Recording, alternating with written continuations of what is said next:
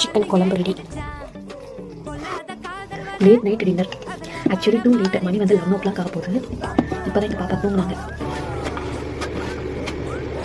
Dinner ready for me, for my husband. Idli தோசைக்கு மாவு அரைக்க போகிறேன். ஆக்சுவலி டைம் வந்து 12:15. இந்த நேரத்தில் நான் மிக்ஸி போட போகிறேன். யார் யார் வீட்டிலலாம் என்ன திட்ட போகிறாங்கன்னு தெரியல, சத்தம் கேட்டு. யாருக்கு டிஸ்டர்பன்ஸாக இருக்கோ இல்லையோ, இன்னும் கொஞ்சம் நேரத்தில் என் பொண்ணு எழுந்து வரப்போகுது. அவ்வளோ சத்தமாக இருக்குது.